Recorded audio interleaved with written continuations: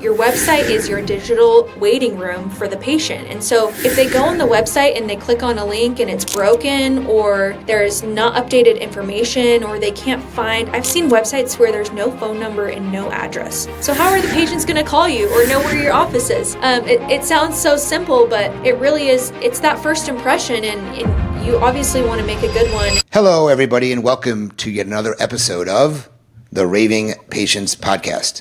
As you know, I'm your host, Dr. Len Tao, and I'm super excited for today's episode. First off, I want to thank both my sponsors, Dental Intelligence and CallRare, for their continued support, allowing me to come with an episode every single Friday morning at 5 a.m. when a new one hits your inbox. I also want to remind everybody about my event, Supercharge Your Dental Practice, in Fort Lauderdale, Florida, September 26th and 27th, focusing on the business and marketing aspect of one's practice. It's at Pier 66 Hotel, Resort, brand new hotel and spa in Fort Lauderdale. And if you want to find out more information, you can go to superchargeyourdentalpractice.com, and you can use the code RAVING, R-A-V-I-N-G, to save $100 on registration at the event. I hope to see you in September at Supercharge Your Dental Practice. Today's episode is going to be talking about dental marketing, okay? And my guests are with Gargle. So I want to welcome both Cassidy and Brandy to the episode. And I'm going to read their bios and then we'll get right into the content. So Brandie Lamprou, VP of Corporate and Sales Development, with over 25 years in medical and dental marketing and 12 years at Gargle, Brandy has led initiatives in corporate development, HR, marketing, and product innovation. She has trained and consulted across all areas of digital marketing, managed teams of 20 plus serving 1,800 practices, and authored 50 plus industry articles. Brandy built Gargle's in-house fulfillment products, including websites, SEO, Google Ads, Meta Ads, Microsoft Advertising, Nextdoor, and social media content. She also oversees data integration and reporting dashboards and manages affiliate partnerships to deliver value to Gargle members. Cassidy Turley is Partnerships and Lead Generation Manager at Gargle. She is a seasoned marketing professional with a strong foundation in the dental industry. Growing up around her father's dental practices, she developed an early appreciation for the field. After earning her Bachelor of Science in Marketing from Brigham Young University's Marriott School of Business, she gained valuable experience working for a Fortune 500 company. Currently, Cassidy serves as the Partnerships and Lead Generation Manager at Gargle, a company specializing in dental marketing solutions. In this role, she leverages her industry knowledge and marketing expertise to drive growth and foster strategic partnerships. Cassidy is passionate about helping dental practices enhance their marketing strategies and achieve their business goals. So please welcome to the Raving Patients Podcast, Brandy and Cassidy. Hey guys, thanks for joining me today. Hey Len, thanks so much for having us. We're super excited to be on your podcast. Well, I've been talking to Jeff for literally 6 months, so I'm finally glad we got this. We're getting this recorded, I should say. Yeah. So I think to begin with, what I like companies to do is kind of describe how you help dental practices. What role do you play in the dental space? Obviously, we know it's marketing, but why do dentists come to you, and how do you help them? Yeah, absolutely. Well, Len, it's actually really quite simple. Our number one goal at Gargle is to help practices strategically grow with marketing. And there's a lot of things that go into that, but our main focus is to provide transparent results, guide practices in their marketing strategy, and provide quality products so that dentists can focus on what they do best, which is dentistry, and we can handle the marketing side for them and help their businesses grow. So, I mean, it's pretty simple. We can talk a little bit more about the marketing ins and outs, but that's our number one goal. Brandy, do you want to add anything to that? I think that I'd like to add that, one of our taglines is we're the last dental marketing company you'll ever need. And we really are a full service agency. And because of that, it's not piecemeal marketing. We put together really cohesive packages designed specifically for those practices to increase, patients in the chair or specific services that they want to be known for and do more of. And so we make it easy and we all work together as a team. And so the success shows itself in the end. Yeah. Got it. Perfect. That's a great answer. Thank you so much for that. So let's jump into some of the content that we wanted to talk about here. So I think one of the first questions, and I think it's a pretty obvious answer, but I always like when I talk about marketing, it's the most important part of marketing is, why is your website the anchor for your marketing? I call it the hub. It's a marketing hub. It's where you want to send all prospective patients to. And obviously some people really make amazing websites, and other people really just want a microsite basically with barely information on it. So, but why do you think your website the anchor for your marketing? Yeah, that's a great question. So we get a lot of dentists that come to Gargle, and a lot of them will start out by saying, "Oh, my website's fine. It looks pretty, it has my logo, has everything on it." But then we actually dive a little bit deeper, and there's things that are inhibiting it from ranking higher, or there's outdated information. And why this is important is, like you said, the website is the anchor. Everything's leading to the website. That's where your calls to action are. That's where your current patient base is. That's where they're going to look you up. And that's where new patients are going to book appointments. So if your website's not optimized with content, readability, calls to action, everything like that, you're really losing out on a lot of new patients. Brandy, do you want to add anything to that as well? Yeah. So your website really is your 24/7 calling card. It's your first impression. And so, although a practice may think that their website has all of the elements that are going to convert to patients, there's actually so much more that can be done. And branding is a big part of what we do as well, so that the messaging and how the brand carries through all the way until they check out after their appointment. We want to make all those things, again, cohesive and consistent. And so we have key things that we place in a website. They go into every Gargle website we build that we know convert to patients. And so even if they don't want to make big rehaul of their website, we still want to enhance the website. If they don't want to rebuild the whole car, at least we're going to paint it, put leather seats in and a GPS, and make that thing work for them, Got it. No, that makes a lot of sense. I get a lot of questions from dentists, myself being so involved in the marketing of practices, specifically related to SEO. And, they always say to me, "Do you think it's important?" And I'm always saying it's part of what you need to do to market your practice. It's part of that omni-channel approach, in my opinion. So when it comes to SEO, where do you see it as a place in the industry? Why do you think it's important that practices do SEO? And realistically, where do you think, if multiple practices are doing SEO, which they are, how does one differentiate themselves compared to the dentist on the street also doing SEO? Great question. Brandy, do you want to tackle that? She's our SEO expert. Sure. Okay, so SEO, a website without SEO is not going to be found. It's not if you build it, they will come situation. So you have to put foundational SEO in place, and it's a long-term strategy. So if you're not focusing on SEO, on-page and off-page content, making your website fresh and having consistently something new for Google to crawl, you're going to fall behind in the search results.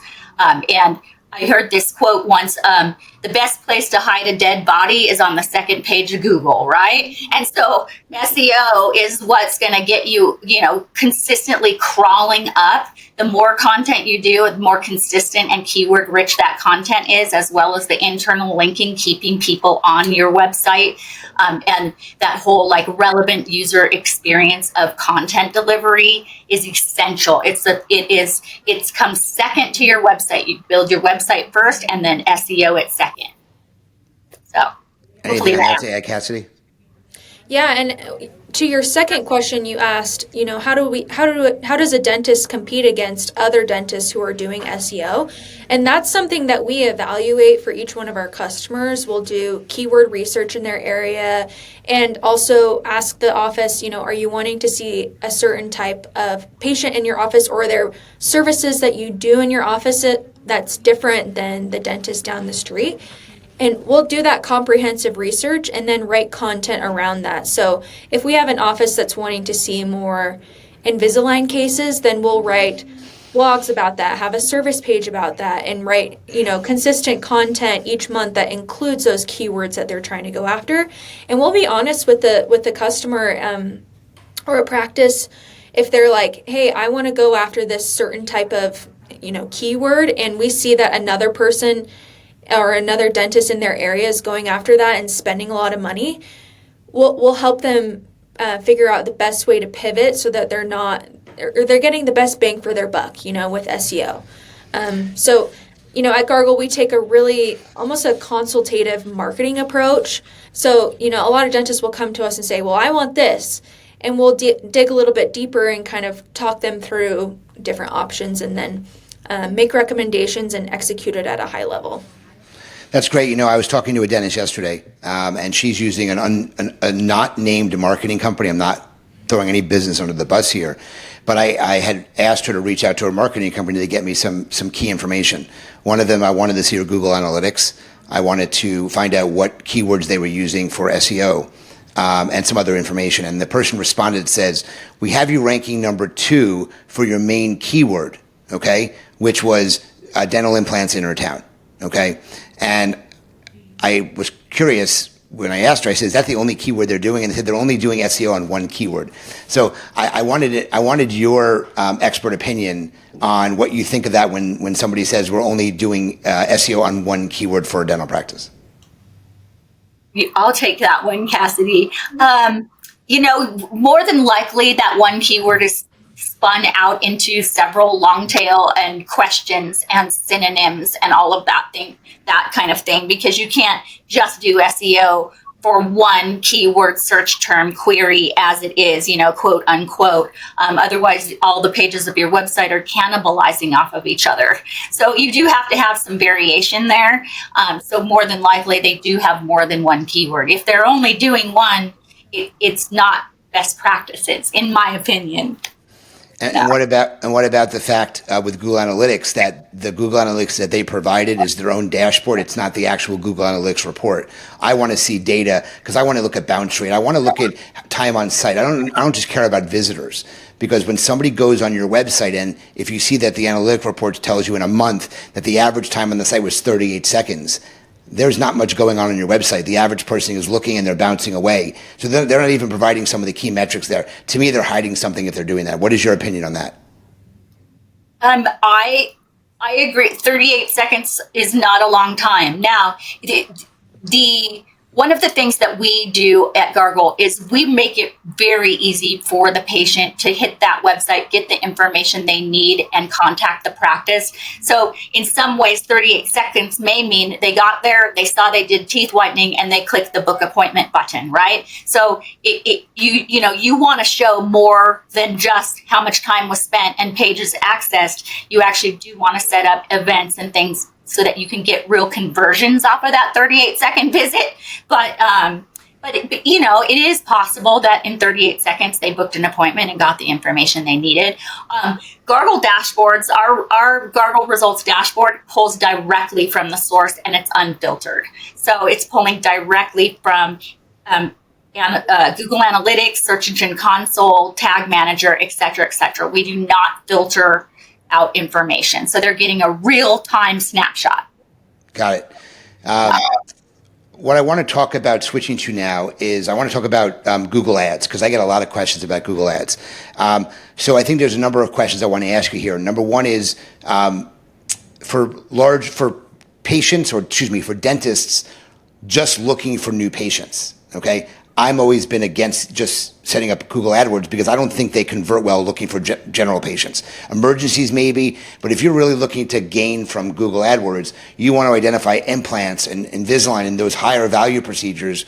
So when you're spending a few $100s for a click, you actually have a conversion that could be significantly higher. Do you agree, disagree? What is your opinion on that?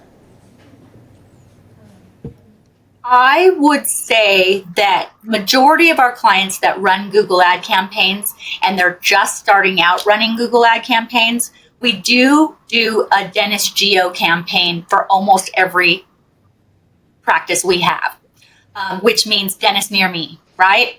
So when they're trying for brand awareness, expanding their radius, things like that, those dentist geo campaigns or dentist near me campaigns, they do generate patients. But in long term, when you're wanting high end like full arch or all on X or, implant cases in general and Invisalign cases, those really do perform very, very well. People just don't generally start out of the gates with them. They run a combo, if you know what I mean. Because one's a big net and one's a small net. So if you're just looking to fill your chair, it makes sense to give yourself as big a net as you can, but also the small, high-end, isolated cases with a different demographic audience. And the great thing about Google Ads is that, you're showing up for people who are actively looking for you. So like you said, Lynn, if a dental office is trying to get more implant all-in-4 cases, then they can show up for people in their area that are searching for those exact things.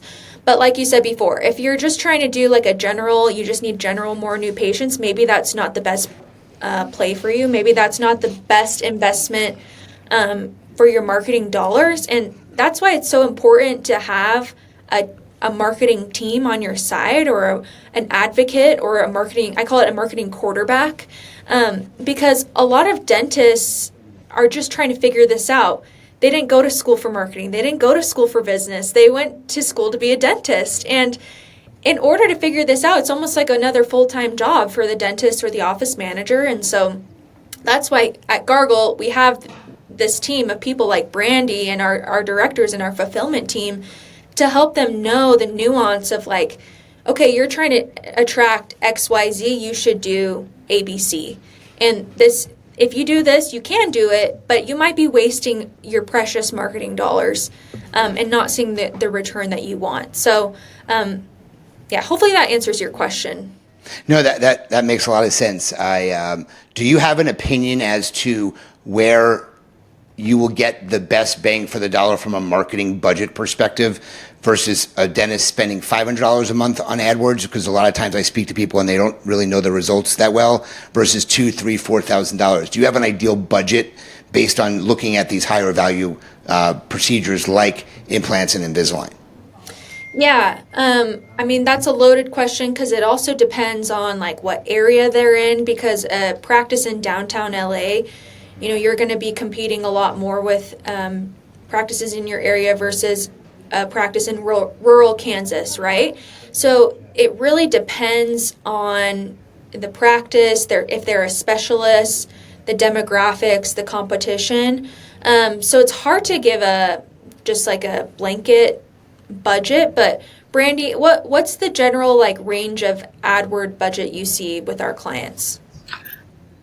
Oh gosh, it ranges from $500 a month to $8,000 a month, to be honest. And she is correct in pointing out it depends on how many competitors are also competing for ads on those same keyword sets. It also kind of depends on what they want, what their expectations for patient numbers are. Do you want 5 or do you want 15? That's going to always change the budget. So yeah. But what we do is we'll do enough research to note how much they want to get, and then go and do the cost per click and cost per acquisitions and look at our averages. We have a database of the last 2 years of our clients' ad data so that we can see somebody in a medium market spending $1,000 on an Invisalign case is on the average getting this many phone calls and this many form fills. So we do that, and on our creative strategy call on a new client, we'll do a budget recommendation based on their expectations. Got it. No, that makes a whole lot of sense. Thank you for answering that. Going back to the ads itself, what aspect do you think they play a role in the marketing itself, and how does a practice know if they're ready to do ads? Is there a questionnaire that you discussed with them to say, okay, you've done this, this, and this. Now let's add ads. Let's add Google Ads to the mix. Because one of the things, Cassidy, you said obviously if you're doing an ad for an implant or an Invisalign, the way you're showing up as someone searching, they're actively looking for that solution. Versus if you're doing ads on Instagram or Facebook, they're not targeted like that. That's why Google is so much more expensive than ads on Instagram and Facebook, because it's not as targeted as you have on Google. So where do you think these ads play a role in someone's marketing, and when should they start doing these? Great question. So how I describe it usually to our clients is that, like you said before, Google Ads is you're targeting people who are actively searching for you.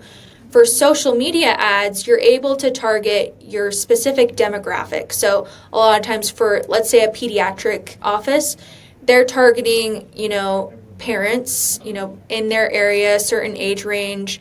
They're able to target their exact, demographic patient type. When we talk about ad recommendation, so we have 3 different approaches that we take at Gargle. So first is the nurture approach, and basically that's just fending off patient attrition. So each year, I think there's a statistic, it's 20 to 25% of your patients are going to move, die, or go to a competitor. And so at Gargle, in order to fend off that attrition, we put together a certain strategy for that. We have 2 other strategies that we call grow and high grow. Grow is for offices that are wanting to see consistent month-over-month grow, or month-over-month new patients each month. And we typically recommend ads for that, just so that they can consistently be getting or attracting those new patients, actively looking for those new patients. Now, high grow is where we go after, certain patient or certain cases. So that's when we do the layered on high dollar cases. We also recommend ads in that package for if you're a practice just hired on an associate and you need to fill their schedule really fast. If you're opening another location and need to fill that schedule, or starting a new practice and you need to build your patient base fast. So the high grow, that's an aggressive approach with ads. And if you're in one of those 4 categories, so hiring an associate, trying to get those high dollar cases, expanding your locations, or starting a new practice, that's where we really recommend the aggressive ad approach. Brandy, do you want to add anything to that? I feel like it needs to be addressed that this is in phases. We don't take on a client and jump them straight to ads.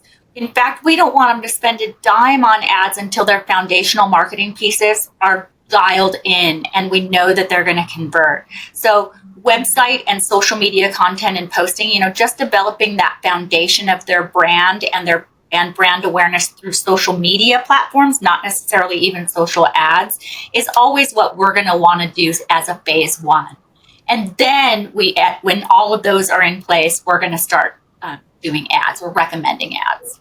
Yeah, no, that makes a lot of sense. Not everybody's ready, and they may not be ready for quite some time. And I'm a big proponent of teaching that they have to have their Google Home in place. That's the foundation, as you said. It has to be ready to be able to support the marketing you're doing. Specifically, in my opinion, it comes to reviews. If you don't have enough reviews, you got to stop your marketing because you're wasting money. People aren't going to convert if you're doing all these ads and you have 10 reviews. Okay. Mm-hmm. And I know that's a struggle for some new businesses because they're just starting out and they're spending a lot of money to bring the patients in, but the conversion isn't there. I think that's a big reason why. So one of the questions I get, and I get this almost every day from somebody, and I'm curious your opinion on it. I'm doing SEO, I'm doing AdWords, but I'm not found still. Okay, it's other than paying for the ads, it's very difficult to find you. And SEO is a long-term play. Okay, so what do you think are the secrets to ranking higher on Google? And let's just pick Google Maps as an example. Yeah, Brady, go ahead. Okay, Google Maps, that local pack is a gem, and finessing your Google business profile couldn't be more important today than ever. It is becoming as important as your website presence. And of course, it houses the reviews. So that's all the more reason to make that as dialed in as you possibly can get. Gargle has a Gargle Boost product that's available with our high growth web SEO product. And it is put in place to finesse your Google business profile. So consistently posting to the profile, updating your hours, adding an office tour, making sure there's services. All of those work in conjunction with the review element you mentioned. So that is should be considered also a part of foundational SEO is finessing your map pack, finessing that Google business profile for sure. Cassie, anything to add there? No, I think, Brandy got that perfect.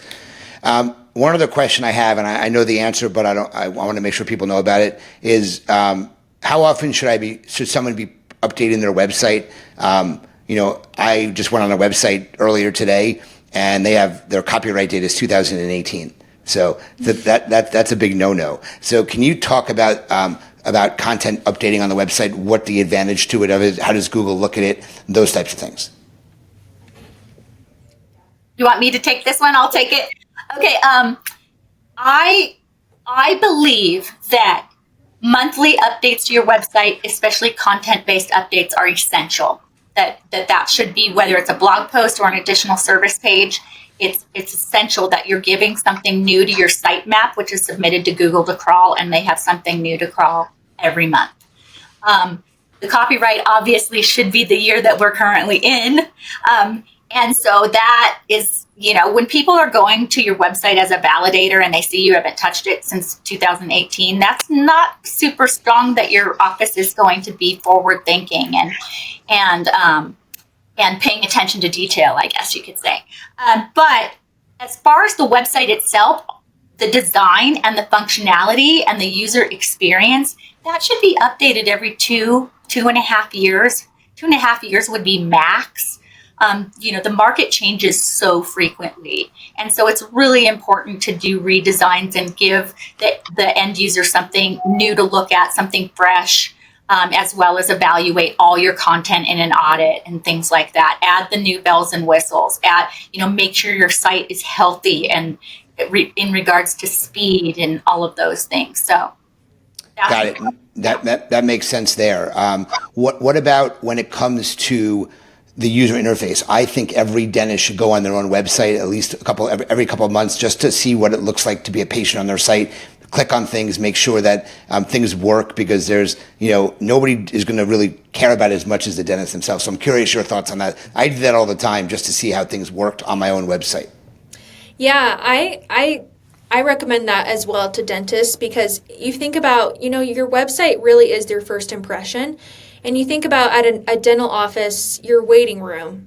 Let's say a patient walks in there and it's dirty, or there's things that are broken on there, and that gives off a bad impression. But if you walk into the waiting room and it's clean and there's friendly people and there's nice pictures on the wall, the patient's going to start out with a good experience. Same thing with your website. Your website is your digital waiting room for the patient. And so if they go on the website and they click on a link and it's broken, or there's not updated information, or they can't find, I've seen websites where there's no phone number and no address. So how are the patients going to call you or know where your office is? It sounds so simple, but it really is. It's that first impression, and you obviously want to make a good one. And a lot of practices value, keeping a clean office and a great office environment, but your website really is an extension of that. So I think it's something that dentists should really prioritize. I agree with you 100% on that too.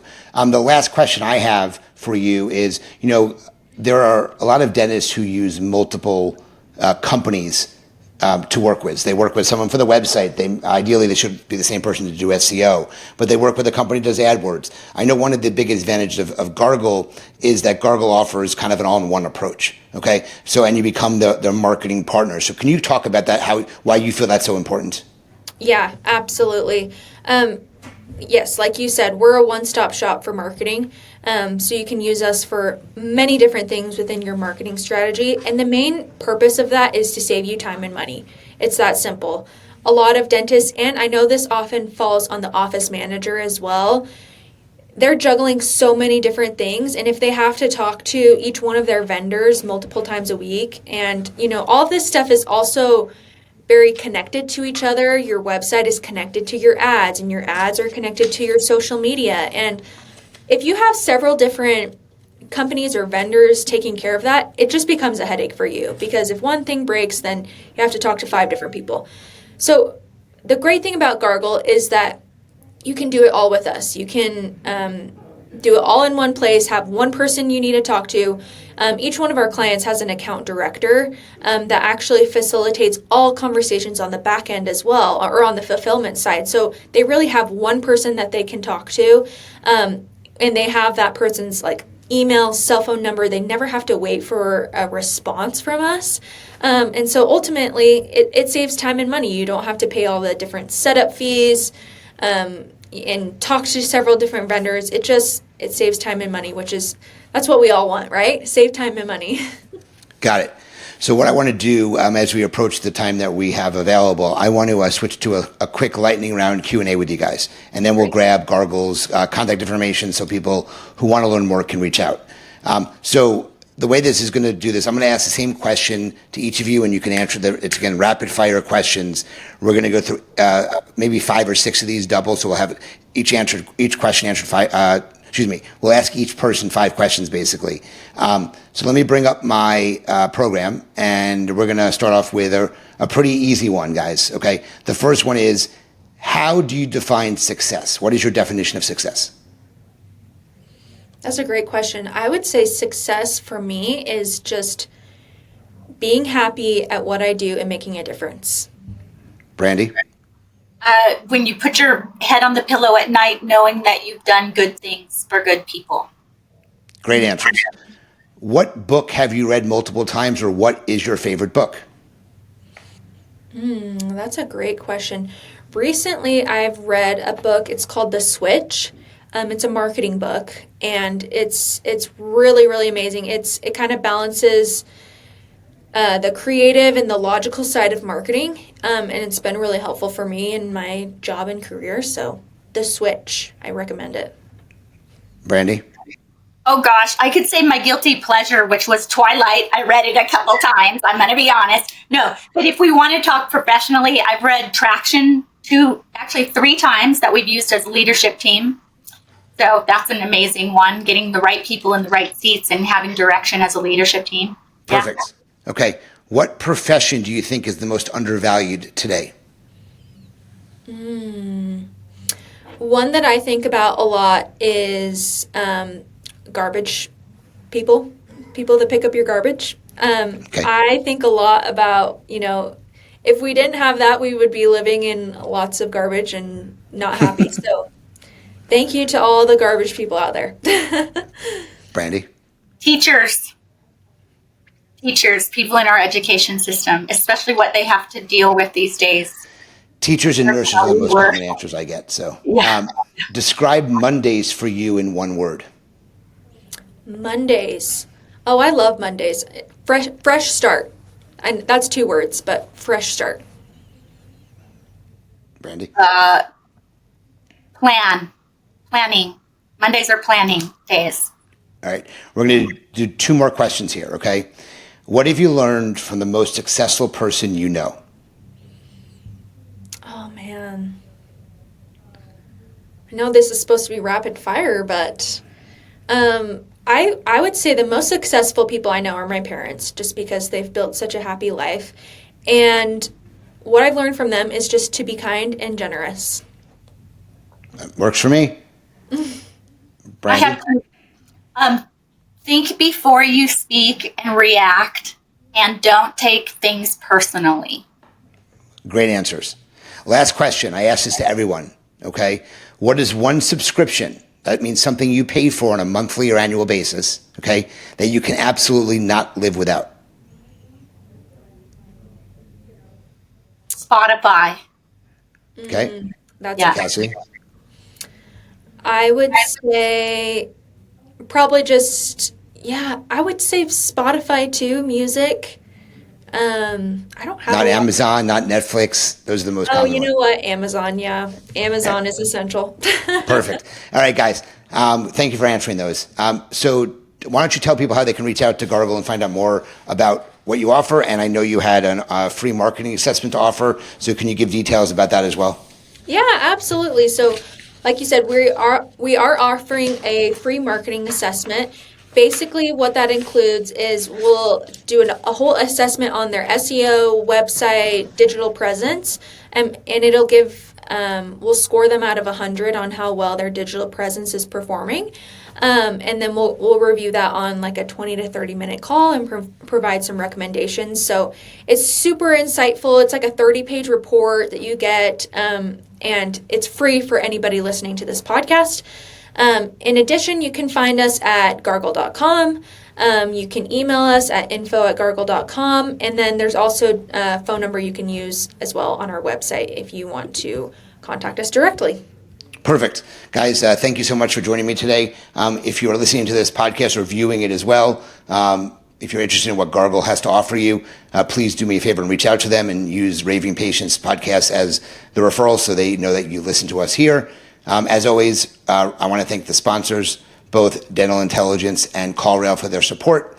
Remind everybody about my event, Supercharger Dental Practice, September 26th and 27th in Fort Lauderdale. You can check out superchargerdentalpractice.com and use the code RAVING to save $100 on your registration. And as I end every single one of my podcasts, remember, your reputation matters. Until the next episode, Brandy and Cassidy, thank you so much for joining me today, and we'll talk to everyone soon. Thank you.